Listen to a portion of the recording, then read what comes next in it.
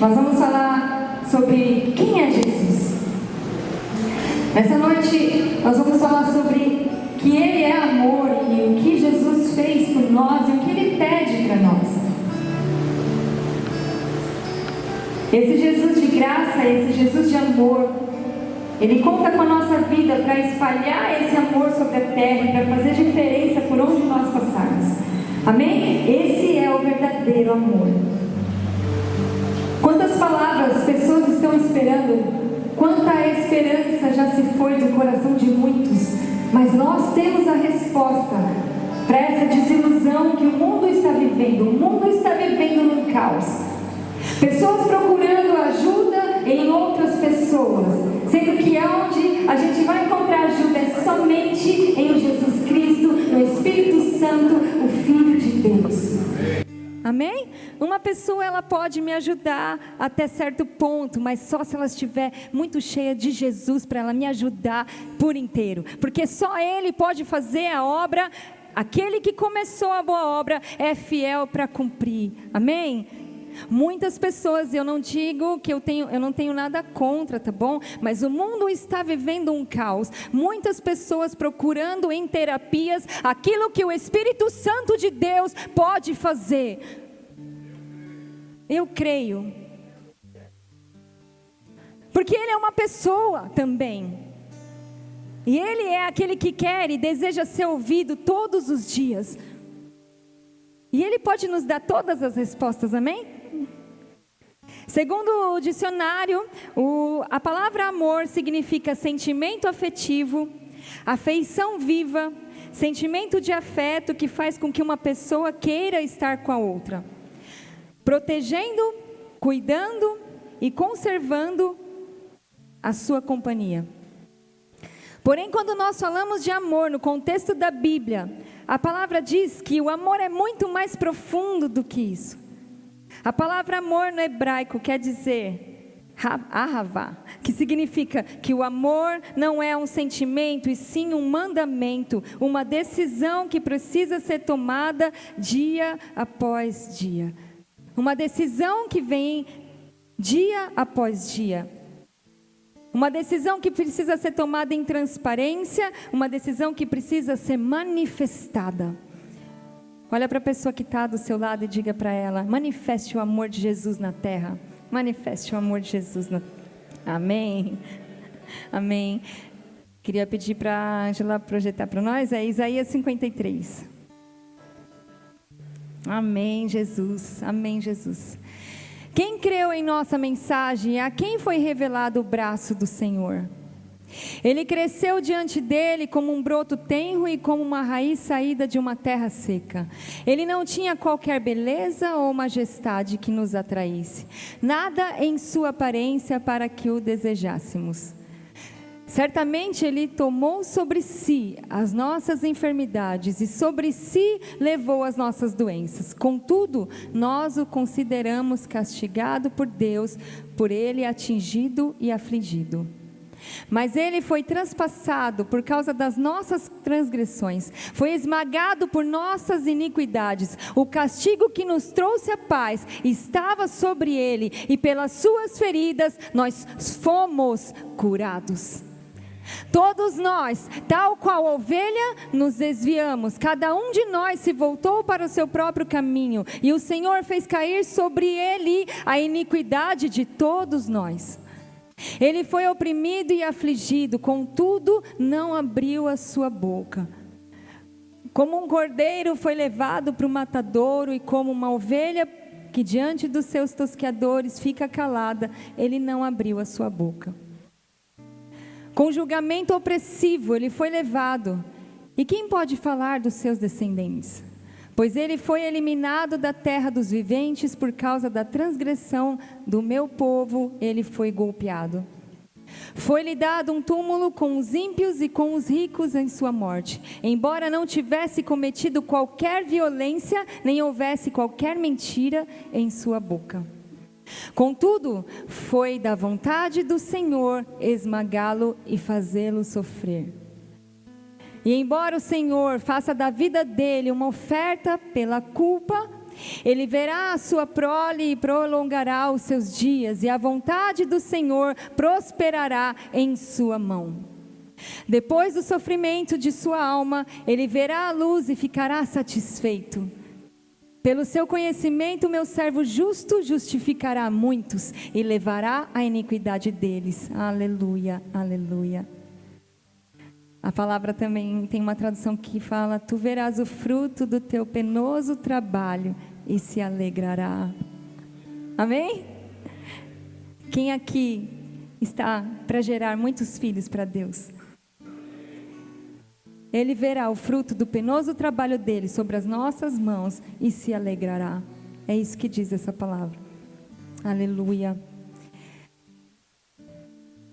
Muito diferente do que nós encontramos hoje, do amor que nós encontramos hoje, um amor egoísta, um amor que quer tudo para si, um amor que depende das condições. Esse foi o amor de Jesus. Em obediência ao coração de Deus e à vontade do Pai, ele se entregou, se esvaziou da forma de Deus e se tornou servo para nos fazer salvos, para nos fazer felizes, para nos fazer amados por Ele. Nós nascemos com 3 tipos de amor contidos dentro de nós. Tem o amor que se chama storge, que é o amor familiar. É um amor doméstico, um amor humilde, um amor que traz harmonia. Um amor que a gente encontra na nossa casa, na nossa família. Filipenses 2, versículo 3 e 4 diz assim: não façam nada por ambição egoísta ou por vaidade, mas humildemente considerem os outros superiores a si mesmos. Cada um cuide não somente dos seus interesses, mas também do interesse dos outros. Esse é o amor que deve existir dentro das nossas famílias, amém? O amor em unidade. Tem o amor filéu, o amor da amizade, que os irmãos sentem um pelo outro. Esse é o nosso amor. Tem o amor eros, que mais para frente, né, quando a gente vai crescendo, vai aparecendo em nossa vida, que é o amor erótico, o amor sensual, o amor da paixão, o amor passageiro. Mas só quando nós nascemos de novo, entregamos a nossa vida para o nosso Senhor e Salvador, nós podemos e conseguimos experimentar o amor ágape de Deus. O amor que constrange. O amor que é incondicional. É o amor mais forte. É o amor que Deus sente por nós. É o amor que é incondicional. João 3,16, uma palavra muito conhecida, eu quero pedir para os irmãos lerem comigo. Amém? Vamos lá? 1, 2, 3 e vamos. Porque Deus amou o mundo de tal maneira que deu seu Filho unigênito, para que todo o que nele crer não pereça, mas tenha a vida eterna. Aplauda o Senhor por essa palavra.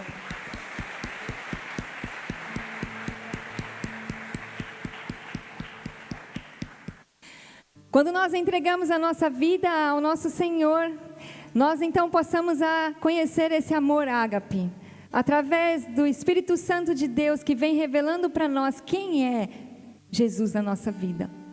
Nesse momento eu quero contar para vocês um testemunho que foi onde eu comecei a entender quem era o Senhor da minha vida. Sabe, irmãos, muitas vezes nós estamos na igreja, nós participamos dos cultos, nós vivemos aqui e nós não temos o Senhor como nosso Senhor da nossa vida. Nós temos o Senhor como Salvador, amém, aleluia, é muito bom. Mas Senhor da nossa vida só tem aquele que se rende, que se dobra e que fala que seja feita a tua vontade, não mais a minha. Amém? Para mim foi muito duro aceitar esse processo de aceitar o Senhor como meu Senhor. Não porque eu achava que iria ser ruim para a minha vida, mas porque eu queria ter o controle da minha vida. Como não é diferente na vida de vocês, não foi diferente, eu creio. Quando eu me converti, depois de 1 ano e meio para 2 anos, ainda tinha esse controle total da minha vida. E eu via que as coisas não mudavam muito, assim, eu não entendia muito bem por quê. Eu tinha discipulado, a gente tinha, né, um acompanhamento, mas eu era teimosa demais, eu era uma pessoa difícil de lidar.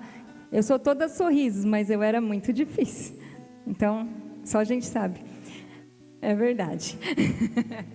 E aí, quando o Luquinhas tinha 1 ano e meio para 2, né? 1 ano e meio para 2. Eu era uma pessoa muito ansiosa, então aquilo já passava de ser uma coisa natural. Ela vinha se tornar até uma doença. Uma pessoa ansiosa demais para tudo, eu tinha que ter a resposta, tudo tinha que acontecer ontem, tudo tinha que ser muito rápido. Eu queria ver o final das coisas, tudo acontecendo. E para vocês terem uma ideia, eu contei aqui de manhã, é algo que parece que é bobo, mas não é. Quando a gente casou, fazia 1 ano de casamento, eu queria trocar todos os móveis da minha casa. Uma Fê vai casar e vai ver que já casou. E vai ver que assim, não precisa, né? A gente vai fazer 20 anos de casado, os móveis que nós temos na nossa casa são os mesmos. Glória a Deus, né? Então, para vocês verem como era uma coisa, era um vazio que tinha no meu coração. E eu queria fazer aquilo de todas as formas e era demais, era difícil. E aí o Dida falava, cara, pelo amor de Deus, tenha paciência, o que é isso? Mas para mim era absurdo. E, enfim, né? Aí passou essa coisa dos móveis, eu tinha o Lucas, aí o Lucas era pequeno, ele tinha 4 meses de idade, e já queria planejar a festa dele de 1 ano, e eu ligava para as pessoas e falava, você tem que reservar o dinheiro, você tem que deixar tudo pronto, porque não vai dar tempo, porque já está passando tempo. E sofria, e vinha na igreja, estava aqui, aprendendo da palavra, mas não deixando o Senhor ser meu Senhor. Quando o Lucas tinha uns 2 anos, por aí, eu queria outro filho. Então, eu queria ficar grávida de novo, porque eu queria ficar grávida de novo. E aí o Dida falava, não é a hora ainda, cara, eu faço faculdade ainda, eu trabalho à noite, não vai dar para mim te ajudar, você vai sofrer cuidando dele sozinho. E o Lucas era muito chorão. Era muito chorão. Tadinho. Mas enfim, eu queria o filho. E eu fiz que aconteceu, eu fiquei grávida de novo. E aí foi o meu grande encontro com o Espírito Santo, com Jesus. Passou 1 mês e meio, estava tudo indo muito bem, eu não sentia nada. Estava indo muito bem minha gravidez. Quando chegou perto dos 3 meses ali, eu comecei a passar mal do nada, comecei a ficar de repouso. E ali eu fiquei 1 semana, 1 para 2 semanas de repouso absoluto, em cima de uma cama, não podendo fazer nada, eu não podia nem me mexer direito naquela época, eu lembro disso. Alguns dos irmãos foram me visitar na casa da minha mãe, né? E a gente nunca vai esquecer disso. E na hora que eles iam embora, eles falavam assim para mim, que seja feita a vontade de Deus, amada, amém? E eu falava, meu Deus, por dentro eu falava, e o medo da vontade de Deus ser feita e aquela criança não vir ao mundo. E aí, depois dessa semana, escutando essas palavras, orava, Senhor, abençoa essa gravidez, em nome de Jesus, aí embora, mas que seja feita a tua vontade. E aí eu ficava por dentro, oh meu Deus. E nessa semana, eu lembrei hoje de manhã, que eu comecei a refletir muito, né? Porque era muito difícil sair da minha boca em oração. Eu pedia muito para o Senhor, que eu queria muito ter aquela criança. Eu tinha o Lucas, mas o meu sonho era ter uma menina. Então eu queria muito aquela criança, pensando que era, né, uma menina. Mas enfim, né? E aí foi passando os dias e eu lembro que eu cantava assim para o Senhor, né? Eu decidi, Jesus, te eleger como meu Senhor. O meu direito é de não ter direito algum. O meu querer é tão somente o teu querer. Para isso eu me empenho em tua palavra, em uma aliança que faço por amor. Aceita, Senhor, a minha vida. Aceita, Senhor, essa aliança. Um aroma suave em tua presença, seja sempre o meu louvor.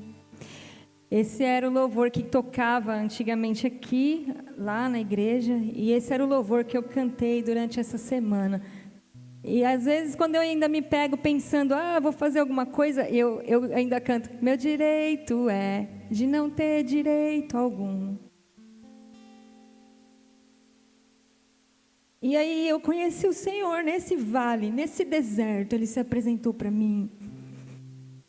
Apresentou para mim de uma forma muito bonita, de quem é pai e quem tem prazer de cuidar do filho. E foi nessa semana, na sexta-feira, eu estava com uma cólica muito grande, fui ao banheiro e senti algo assim diferente. Mas não percebi que eu tinha perdido o meu neném em casa. Na segunda-feira eu voltei para o médico.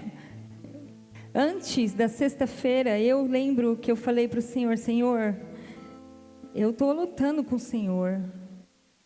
Que seja feita a tua vontade, não a minha. Mas demorou muito para sair isso do meu coração. Porque pode sair da nossa boca, mas tem que sair de verdade. Que seja feita a tua vontade, não a minha. E aí demorou muito, amém. Mas para mim estava tudo bem. Eu cheguei no médico segunda-feira, e aí a médica falou, moça, você não está grávida. Eu estou? Não, você não está, não tem nada aqui. Aí eu falei, como que não tem nada? Né? Eu estou grávida. Ela falou, não, você não está grávida. Se você estava, você perdeu seu neném, não vai precisar fazer curetagem, não tem nada aqui. Não precisa, pode voltar para sua casa. E eu saí daquele consultório assim, andando assim, meio aqui olhando para frente, assim, meio aqui extasiado, né? Um negócio assim estranho, olhando assim, aí eu entendi que o Senhor, Ele é Senhor da nossa vida. Ele é Senhor da nossa causa, Ele é Senhor da nossa existência, Ele é dono da nossa história. A Deus agradou-lhe moer Jesus e agradou-lhe fazê-lo sofrer, a palavra diz. Eu tenho certeza de Deus, do fundo do meu coração, se o Senhor não se mostrasse para mim, se Ele não me parasse, naquele momento, eu estava sofrendo até hoje, sem conhecer o Senhor como meu Senhor. Eu queria sim, ser salva por Deus, não ir para o inferno, eu queria, mas eu não queria deixar o controle da minha vida para Jesus. E ali eu comecei a entender quem é Jesus, quem é o Espírito Santo de Deus. Quem é aquele que comanda, que tem vontades, que é uma pessoa e que pode me ensinar tudo. Hoje eu vou falar para vocês, eu não compro nada sem pedir a permissão para o Espírito Santo. Eu não faço nada sem pedir para Ele. E eu não faço nada também se Ele não responder. É estranho? É estranho. Mas é assim que eu vivi, desde aquele tempo lá. Senhor, até quando é para eu estar aqui fazendo isso? E vou esperar Ele responder. Pode demorar 1 ano, pode demorar 5 meses, pode demorar 3 dias. Ele respondeu, aí eu faço. Se ele não respondeu, eu não vou fazer, porque eu sei que eu vou sofrer de novo, e eu nunca mais quero voltar para aquele lugar de deserto. Amém, gente? Amém? Eu estou contando a minha experiência, porque eu sei que o Senhor quer ser Senhor de muita gente aqui também. Aleluia, eu sei que Ele quer transformar vidas, transformar casamentos. Eu era a própria mulher rixosa que a Bíblia diz, como um gotejar constante sobre a cabeça. Assim é a mulher rixosa, que fica falando, eu quero, tem que ser agora. Mimada, né, também, pô. E aí, entregando o controle da minha vida para o Senhor e agradecendo a Ele, quando eu saí daquele consultório, eu sentei e falei, a Juda falou, você quer fazer o quê, cara? Quer fazer alguma coisa? O que você quer? Coitado, estava tentando me consolar. Eu falei, eu quero agradecer a Deus. E aí a gente orou ali, chorou bastante, mas orou. E aí eu falei para o Senhor, toma o controle da minha vida. Nunca mais quero pegar esse controle na minha mão. Nunca mais. E ali, depois de 3 meses, eu recebi a notícia bem feliz, que eu estava grávida de novo, amém? Aleluia! E aí veio o Luiz Gustavo, aleluia! Amém? Um menino cheio de Deus, que foi agora há pouco ali, antes de eu subir. Eu posso orar por você? Porque Deus tinha um plano na vida dele, porque Ele é o presente que o Senhor queria nos dar. A palavra de Deus diz que os filhos são herança do Senhor, um presente que Ele nos dá. E aí Ele me deu um menino cheio da presença, cheio de Deus. Amém? Ele nos deu, porque era plano do Senhor, e assim é na vida de vocês também, na vida de cada um de nós. Depois de muitos anos ainda, eu entendi o porquê. O Espírito Santo falou para mim assim, você queria uma menina, mas eu queria que vocês dois criassem sacerdotes. Filhos homens são sacerdotes, filhas mulheres são sacerdotisas, cada um cumprindo a sua função no reino. Isso é um privilégio. Eu amo os meus filhos homens, eu amo os meus filhos que Deus colocou na minha mão, eu amo porque eles são uma bênção, não por nós, mas porque Deus é assim, e o de vocês também são. São perfeitos? Não, não são perfeitos, mas os filhos são bênção, os filhos são bênção, amém? Amém. Quem tem filho homem aqui? O pastor tem 2, né? Mulher e homem. Quem tem filha mulher aqui? Amém. Quem tem os 2, é privilégio. Então, o Senhor, Ele pede para nós criarmos nossos filhos como sacerdotes e sacerdotisas para fazer o que eles têm para fazer no reino de Deus. E nós temos o privilégio de termos nas mãos joias preciosas para ensinar no caminho de Deus. A palavra do Senhor, ela diz, ensina ao menino no caminho que deve andar e jamais ele se desviará dele, jamais. Ensina no caminho, caminha com ele, dá a mão para ele, dá a mão para ela, ensina. Nos dias difíceis, nos dias fáceis, ensina. Muitas mães sozinhas dentro da igreja, pagando um preço alto. Ensina o menino e a menina no caminho em que deve andar. E jamais o seu filho vai desviar. Muitos pais sozinhos aqui dentro, trazendo as crianças aqui. Ensina o menino e a menina no caminho. Não se perca, não perca de vista o que Deus tem lá na frente. Quando você olhar, vai falar, valeu a pena todos os dias que eu saí da minha casa, muitas vezes sozinha, muitas vezes sozinho, para ensinar aquele que Deus levantou para fazer diferença na terra. Amém? Os filhos são joias raras. E você que está sozinho ou sozinha aqui nessa noite, não perca esperança. Amém? O Senhor é Deus de restauração de todas as coisas. E esse é o amor de Jesus, né? Voltar para o amor aqui. Jesus, em todas as esferas, Ele demonstrava amor para nós. E em toda a nossa vida, Ele também demonstra amor. A palavra do Senhor diz que até a exortação, ela é em amor. Depende de como a gente recebe a palavra do Senhor. Depende de como a gente entende aquilo para nós. E eu entendi isso como um ato de amor para a minha vida. Porque eu entendi que a vontade do Senhor, ela é boa, ela é perfeita e ela é agradável. Em tudo.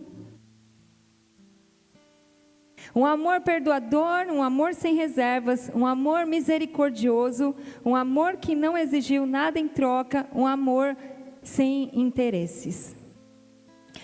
E nós, será que nós entendemos esse amor que Jesus tem por nós? Será que nós entendemos o quanto desse amor está disponível para nós? Será que nós entendemos que para Ele é tempo de nos amar em todo o tempo? Ou nós amamos quando, como, se ou onde? Se as situações estão favoráveis, nós amamos. Se não, nós não amamos mais. O amor é uma decisão.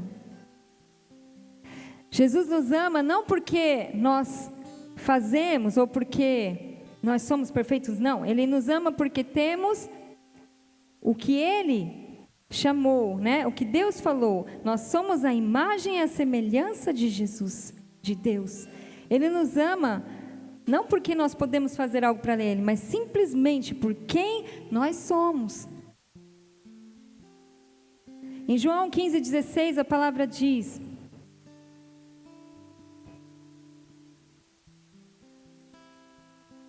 vocês não me escolheram, mas eu os escolhi para irem e darem fruto, fruto que permaneça, a fim de que o Pai lhes conceda o que pedirem em meu nome. Você pode olhar para dentro de você agora e perceber que Deus te escolheu como você é? Amém? Amém. Nós vamos falar sobre 3 passagens aqui da Bíblia, onde nós vemos o amor de Jesus e nós vemos também o que Ele, a instrução que Ele deu para essas pessoas. O amor, ele anda junto, né, com o arrependimento, amados. Depois que nós conhecemos a Jesus, não tem como a gente não se arrepender das coisas que nós fazemos, dos atos que nós praticamos ou das coisas que não deixamos Ele fazer na nossa vida. Se não há o arrependimento, não há o quebrantamento. Se não há quebrantamento, a gente vai viver da mesma forma, sempre. E o Senhor, Ele quer que haja um quebrantamento. O Espírito Santo quer que haja um quebrantamento no nosso meio, em nosso coração, para que Ele possa trabalhar. Quando nós lemos lá em João 8, nós vemos a parábola da mulher adúltera, a palavra da mulher adúltera. Um pouquinho antes, ali de João 8, nós vemos que Jesus estava conversando ali com os fariseus, né, da época e tal. E aí eles terminaram a conversa dizendo assim: pode vir algo bom da Galileia? Pode vir Jesus Cristo, que transforma todas as coisas. Amém? João 8. Ninguém, Senhor. João 8, não, no começo.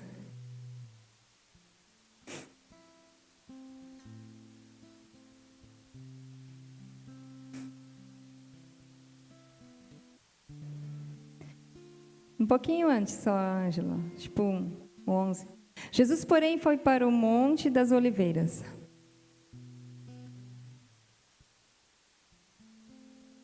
Ao amanhecer, ele apareceu novamente no templo, onde estava todo o povo, e se reuniu ao seu redor, e ele se assentou para ensiná-lo.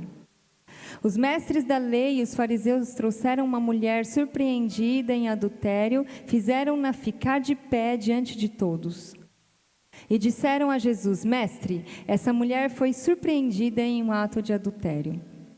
Na lei, Moisés nos ordena apedrejar tais mulheres. E o Senhor? O que o Senhor diz? Eles estavam usando essa pergunta como armadilha, a fim de terem uma base para acusá-lo. Mas Jesus inclinou-se e começou a escrever no chão com um dedo. Visto que continuavam a interrogá-lo, ele se levantou e lhes disse: Se algum de vocês estiver sem pecado, seja o primeiro a tirar a pedra nela.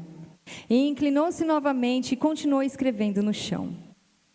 Os que ouviram foram saindo, um de cada vez. Começaram com os mais velhos e ficou só Jesus e a mulher, com a mulher de pé diante dele.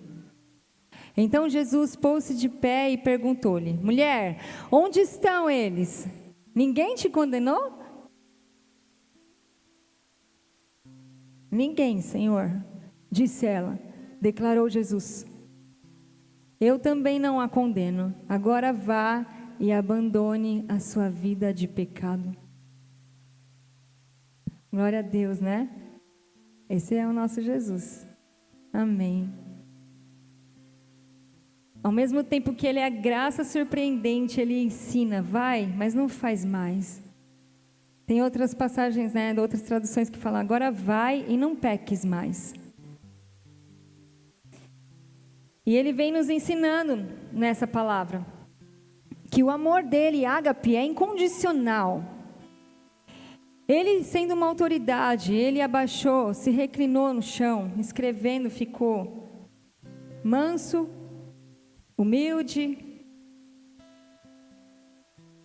Como diz a palavra, né? A palavra branda desvia o furor. E ele ali usado para desviar o furor daqueles homens. E diz para ela: se eles não te condenaram, nem eu. Vai, mas não faz mais. Uma lição de humildade nós aprendemos com Jesus. Por quê?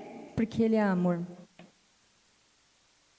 Percebemos que o amor de Deus sobre nós, que vem se derramar por nós todos os dias, porque a palavra de Deus diz que as misericórdias do Senhor se renovam a cada manhã. Todos os dias tem misericórdia nova, todos os dias tem uma esperança nova. A graça de Deus, o favor imerecido de Deus, se renovando sobre nós todos os dias, que é muito mais que somente perdoar, é não nos ferir. Jesus, ele não nos fere com gesto, com palavra, com atitudes. Onde não tem graça de Deus, há feridas abertas. E onde há a graça do Senhor, as feridas são curadas. Amém? Amém. Quando nós lemos em Lucas 15, nós vemos ali a palavra do filho pródigo. E nós vemos que o filho pediu ao pai, mais uma passagem onde nós vemos o amor aí de Jesus. O filho pediu ao pai a sua parte de bens, ele queria sair daquele lugar, e o pai deu, para resumir, ele foi. Mas um certo dia, quando faltavam as coisas para ele, quando tudo tinha acabado, ele se lembrou do seu pai, e ele se arrependeu. Então, a palavra diz que ele queria voltar, né? E diz que ele ficou ensaiando um discurso para chegar e falar para o pai. O pai, por sua vez, estava esperando seu filho chegar, de braços abertos, a palavra diz. A figura do pai é a figura de Deus sobre nós. Todos os dias, nós temos que voltar correndo para a casa do pai. Porque se nós acharmos que o arrependimento está distante de nós, porque nós temos muitos anos de convertido, ou porque nós conhecemos toda a palavra e tudo mais, nós não vamos viver por essa vida de dia a dia, se arrependendo, se humilhando. É uma vida de pedir perdão mesmo, é uma vida de humildade diante de Deus. Senhor, eu pensei dessa forma, mas não agradou teu coração, me perdoa. Senhor, eu falei assim dessa forma, mas não é o que o Senhor pede na tua palavra, me perdoa. Todos os dias nós temos motivos para pedir perdão para Deus. Todos os dias nós temos motivos para nos arrepender e voltar correndo para a casa do Pai. E o que a palavra de Deus diz? Que o pai, por sua vez, esperava o filho voltar, com provisão já, ele já tinha ali dentro dele o anseio do filho voltar, ele sabia que ele ia voltar. Com um anel, ele esperava uma sandália e uma roupa nova, uma capa. Com uma sandália, ele colocando ali nos pés do filho, eu creio para não deixar aquilo assim, para que fosse um contexto de vesti-lo todo, sabe? com um anel, uma aliança, né? Reforçando a aliança que ele tinha com o filho, e com uma roupa nova. A palavra do Senhor diz que é para a gente lavar as nossas vestes no sangue do Cordeiro, e que Ele nos dá roupa nova todos os dias, amém? Amém. O pai correu, abraçou o filho, o pai beijou o filho, sem dizer nada, a palavra diz. Isso é graça. Eu vou ler para vocês. Graça é favor imerecido de Deus. Graça é não desistir daqueles que desistem de nós. Graça é você dar amor a quem feriu você. Graça é você servir aos inimigos. Graça é você abençoar quem amaldiçoa você. Graça é orar por quem persegue você. Graça é nós vencermos o mal com golpes de bondade. Lembre-se, onde há graça, as feridas são curadas. Aplauda ao Senhor.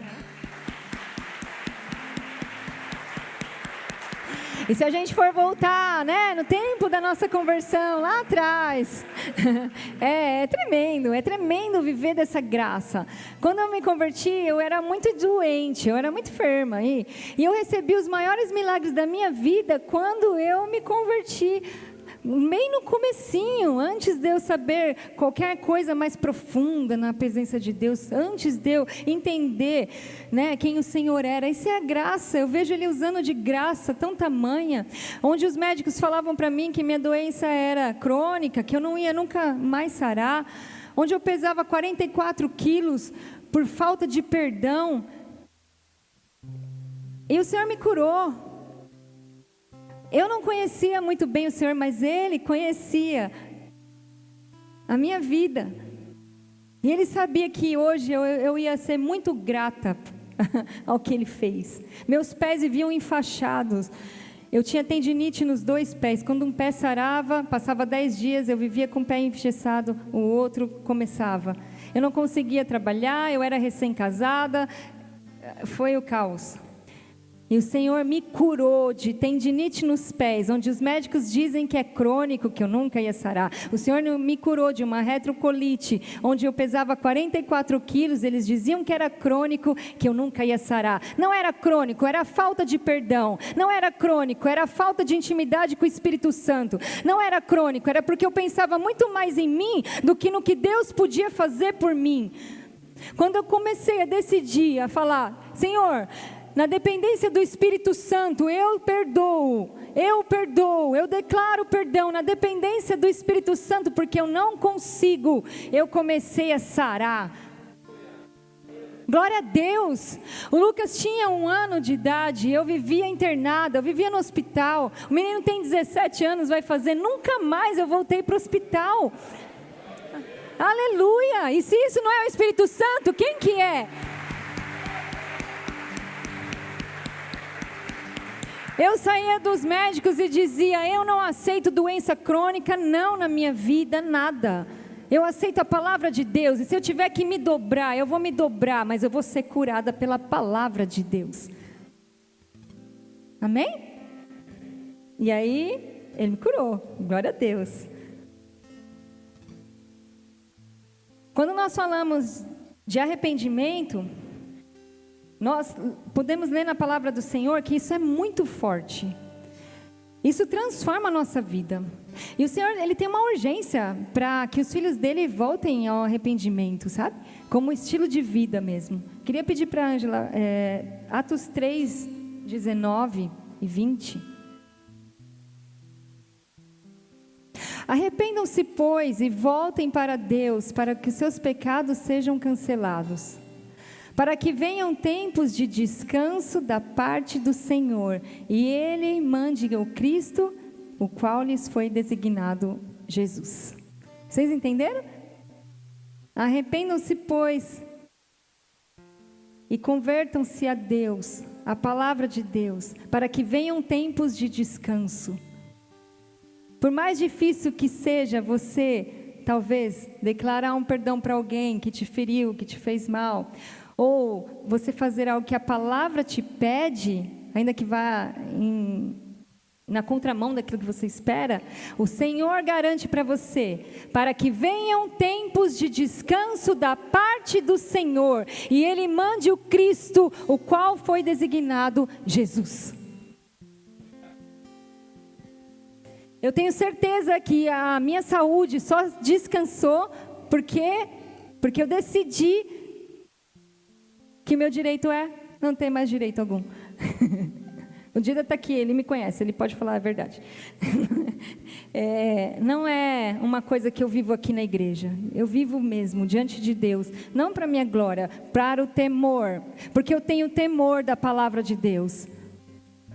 Eu tenho temor de voltar a viver o caos que eu vivia antes. Eu tenho temor de não viver aquilo que a palavra pede. Eu tenho temor da voz do Espírito Santo se afastar da minha vida e de eu voltar para o deserto e nunca mais ouvir a voz dele, tão suave, tão doce, que às vezes é tão difícil também, porque não é sempre aquilo que a gente espera ouvir. Mas o temor nos faz andar em obediência. Deus só pode usar um homem, uma mulher, grandemente, quando quebrantá-lo ou quebrantá-la grandemente. Falar sobre arrependimento é falar sobre amor. Estamos vivendo numa era cheia de pecados, de depravação, de perversão, de decadência da moral e dos bons costumes. Vivendo assim um total descaso com a palavra de Deus. Quando nós nos arrependemos, a palavra disse lá na palavra do filho pródigo, que gerou-se então uma culpa sobre ele, né? E por isso ele se arrependeu. Hoje em dia o que o mundo prega é que a gente não pode mais sentir culpa de nada, porque senão você vai ficar muito mal e isso pode deixar a sua saúde abalada. Não, a palavra diz, né, que o arrependimento ele vem porque a nossa alma é tocada. Nós precisamos deixar nossa alma ser tocada por Deus. Porque se eu peco hoje, eu não sinto culpa. Amanhã eu peco de novo, eu não sinto culpa. Tá. E depois eu peco de novo e não sinto culpa, isso vai ficando rotineiro na nossa vida.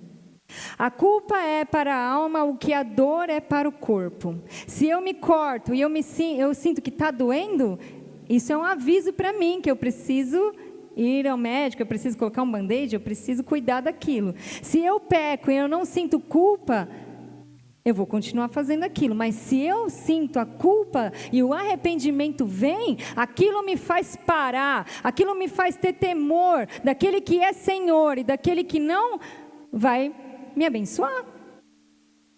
Sem a culpa não há pecado. Sem pecado não há arrependimento. Sem arrependimento não há evangelho. E sem evangelho não há salvação. Tratar o pecado com meios carnais é o mesmo que tratar um paciente em estado terminal de câncer com paracetamol, por exemplo. Não vai fazer efeito. Tem que ser diante da palavra de Deus. E o Senhor está chamando a igreja dele nessa noite a se voltar para Ele que é amor, a esse Deus que se entregou por nós, a deixá-lo ser Senhor das nossas vidas por completo, deixar Ele fazer aquilo que Ele deseja, deixar as coisas nas mãos do Senhor, nessas mãos que nós estamos vendo aqui, uma imagem, né? Não é essa mão, mas as mãos que foram furadas por amor a mim e a você. Será que Ele não pode cuidar da nossa vida melhor do que nós podemos? Será que Ele, sendo Senhor, Ele não pode trazer os tempos de paz e de descanso sobre nós? Ele pode. A gente precisa confiar e entregar a nossa vida nas mãos do Senhor.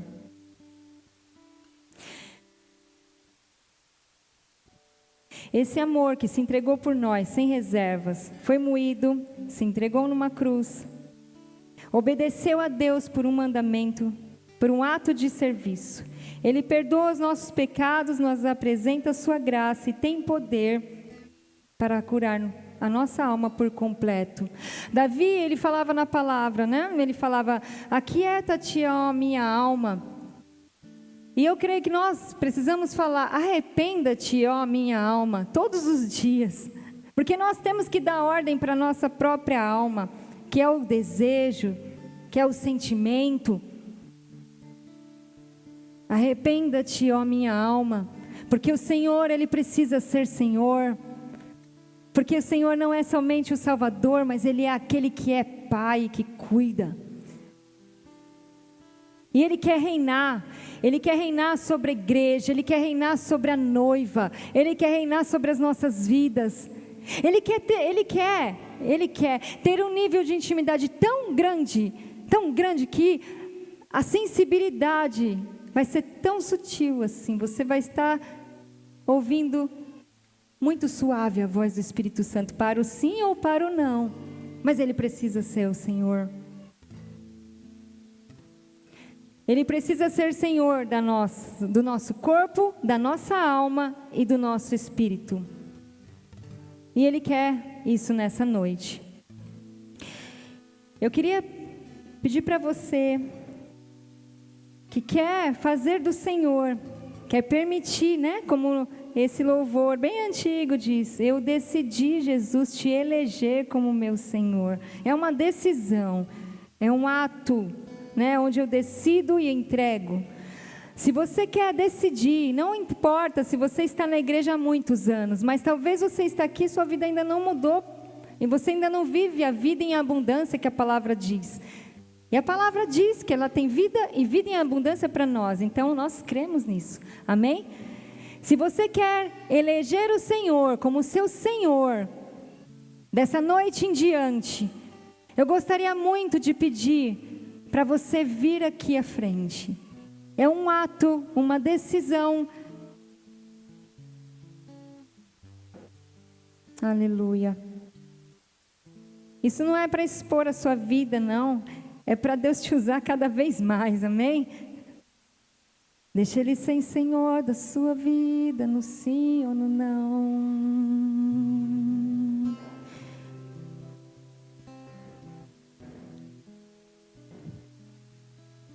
Se você quer deixar o Senhor tomar o controle de tudo, tirar as suas mãos daquilo que você acha que está conduzindo bem, mas tem um que é maior que você, que é maior que a minha vida, e Ele sabe fazer.